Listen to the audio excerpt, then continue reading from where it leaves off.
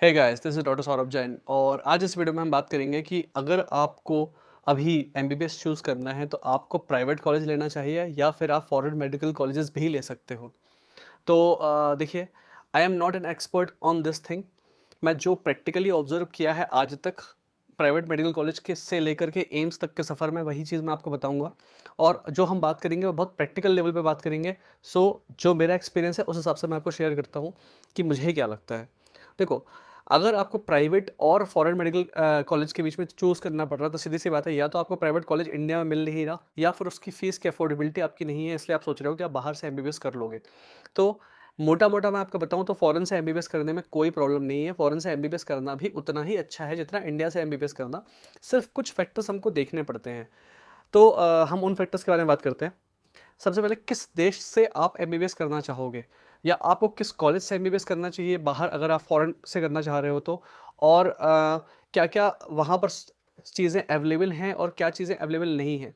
ये सारी चीज़ें आपको बहुत प्रॉपर रिसर्च करनी होगी। इसके लिए सबसे बेटर है कि आप किसी प्रॉपर काउंसलर को पकड़ें, कोई इंसान जो ये काम करता रहता हो, वहाँ के बच्चों से बात करें और एक प्रॉपर गाइडेंस के अंडर में ही आप फॉरेन मेडिकल कॉलेज में एडमिशन लेना। जब तक आपको प्रॉपर नॉलेज ना हो, आपके पास सही नॉलेज ना हो, सही इंसान आपको पता ना हो जिसके थ्रू आपका एडमिशन हो रहा है, तब तक फॉरेन कॉलेज में एडमिशन मत लेना।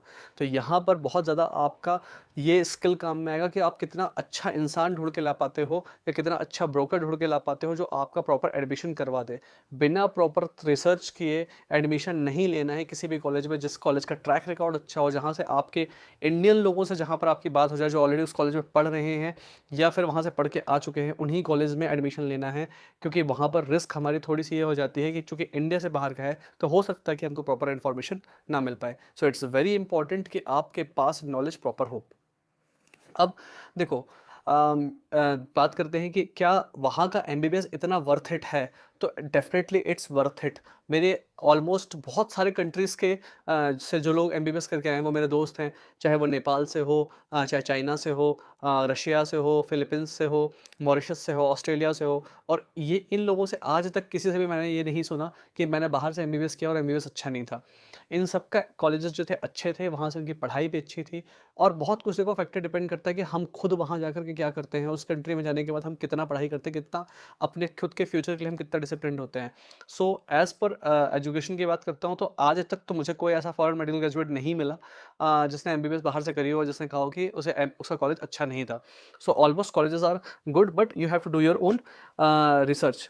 फिर कई बार लोग कहते हैं कि बाहर से आप पढ़ के आते हो लेकिन वहाँ पे तो बीमारियाँ अलग टाइप की होते हैं, वहाँ पर ठंड बहुत होती है। तो देखो, ठंड होती है बट आप एडजस्ट हो जाते हो सब कुछ। अगर आपको एमबीबीएस करना है तो आपको कहीं ना कहीं तो एडजस्ट करना होगा।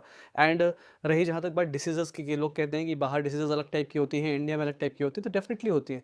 इंडिया में भी अगर आप साउथ स्टेट्स से करते हो तो वहाँ अलग टाइप की बीमारियाँ होती हैं, वहाँ अलग टाइप के लोग होते हैं। आप महाराष्ट्र से करते हो एमबीबीएस, आपका एक्सपीरियंस अलग होता है। राजस्थान से करते हो अलग होता है, नॉर्थ ईस्ट स्टेट्स में आप चले जाओ तो अलग होता है। तो जगह बदलेगी तो डेफिनेट बात है कि आपके टाइप ऑफ डिसीजेस जो आप फेस कर रहे हो, जो वहाँ का एनवायरनमेंट है वो चेंज होगा। So it doesn't matter that much. अब इंडिया लौट करके आते हो, साल 2 साल में आप सब एडजस्ट हो जाते हो और यहाँ का कल्चर आप समझने लगते हो। मेरे जितने दोस्त थे जो फॉरेन से एमबीबीएस करके आए हैं और यहाँ पर एम्स में मेरे साथ ऐसे कम से कम 50 लोग होंगे जिनको मैं जानता हूँ जिनने बाहर से एमबीबीएस किया है, जो एम्स से पीजी कर रहे हैं या एम्स से आके एसआरशिप कर रहे हैं। So it doesn't matter that much in the long run. Ultimately आप यहाँ आकर सब घुल मिल जाते हो एंड उससे बहुत ज़्यादा कोई फ़र्क नहीं पड़ता। फिर जो मेन प्रॉब्लम बच्चों को आती है, जो सबसे बड़ा दिक्कत वाला चीज़ है, वो है एमसीआई का एग्ज़ाम। आपको आकर के इंडिया में अपने लाइसेंसिंग के लिए एग्ज़ाम पास करना पड़ता है, उसके बाद आप इंटर्नशिप करते हो। और वो एग्ज़ाम जो होता है वो सबसे ज़्यादा पेनफुल होता है, सबसे ज़्यादा दिक्कत वाला होता है। लेकिन ये उनके लिए दिक्कत वाला होता है जो फाइनल ईयर से लग करके पढ़ाई कंप्लीट अपनी नहीं करते हैं। जितने भी लोग मुझे मिले हैं, बहुत सारे लोगों ने अपना एमसीआई फर्स्ट अटेम्प्ट में क्लियर कर लिया, क्योंकि उन्होंने कॉलेज के टाइम पर ही अपने फाइनल ईयर में डिसाइड कर लिया था कि मुझे इंडिया जाते ही अपना एमसीआई क्लियर करना है। तो एमसीआई का एग्ज़ाम इतना टफ भी नहीं है। अगर आप लग जाते हो, प्रॉपर तैयारी करते हो, तो पहले अटेम्प्ट सेकंड अटेम्प्ट तक में एमसीआई का एग्ज़ाम क्लियर हो जाता है। और वैसे भी आप एमबीबीएस करने के बाद पीजी के लिए तैयारी करोगे ही, तो एग्ज़ाम का पैटर्न ऑलमोस्ट सेम होता है। और अगर आपने एमसीआई के लिए तैयारी करी है तो उससे नीट पीजी के एग्ज़ाम की तैयारी भी आपकी ऑलमोस्ट हो ही जाती है। तो आप एक एग्ज़ाम की तैयारी आपको अगर आप कर लेते हो एमसीआई की, तो नीट पीजी का एग्ज़ाम निकालना भी आपको ईज़ी पड़ता है। इसलिए मेरे साथ कई दोस्त मेरे ऐसे हैं जिन्होंने एमसीआई एक बार में निकाला और लगे हाथ उन्होंने नीट पीजी का एग्ज़ाम दिया और उनका नीट पीजी में भी हो गया और अब वो पीजी कर रहे हैं। So it depends on you. अगर आप हार्ड वर्क करने के लिए तैयार हो तो एमसीआई का एग्जाम भी नॉट ए बिग थिंग। हाँ, लेकिन एक वो रिस्क बनी रहती है। इंडिया से कोई एमबीबीएस करता है वो तुरंत प्रैक्टिस कर सकता है, आप आओगे तो आपको एमसीआई का एग्जाम क्लियर करना होगा। ओके।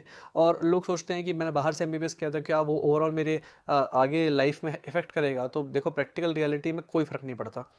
आपने एक बार एमबीबीएस कर लिया, एमबीबीएस इज एमबीबीएस, आपने कहीं से भी किया हो, वो आपने कर लिया, बात खत्म। उसके बाद लोग आपकी आगे की लाइफ देखते हैं कि आपने एमडी कहाँ से किया, आप कितने अच्छे डॉक्टर हो, आप कितना अच्छे से काम कर रहे हो।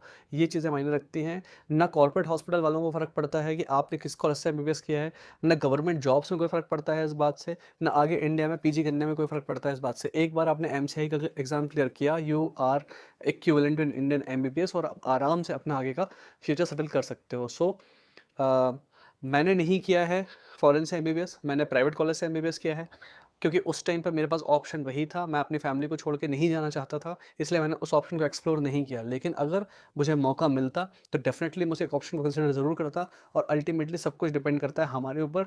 हम कंडीशंस को अपने हिसाब से मॉडिफाई कर सकते हैं। अगर आपको लगता है कि आज आपके पास अल्टीमेट ऑप्शन, लास्ट ऑप्शन यही बचा है फॉरेन से एमबीबीएस करने का, it can be done, it's not a bad thing. मेरे बहुत सारे दोस्तों ने किया है, वो बहुत अच्छे से वेल सेटल्ड हैं, बहुत अच्छा काम कर रहे हैं। And it's as good as doing MBBS from anywhere, from doing from India. तो बाहर से भी कर लो, कोई दिक्कत नहीं है। एटलीस्ट आपको एक बाहर की कंट्री का एक्सपोजर मिल जाएगा, और आप आगे चल के कम से कम आपको ये भी एक वो रहेगी कि आपने एक बहुत अच्छी जगह से एमबीबीएस किया है, एटलीस्ट आपने दुनिया देखी है। So why not do it? So thank you. I think this video will be helpful for you. And if you want to connect with me, please you can directly telegram me, or you can comment, and we can have a chat, or we can discuss. मैं सबको respond करता हूँ, definitely मैं आपके जवाब बात का भी जवाब दूंगा। Thank you.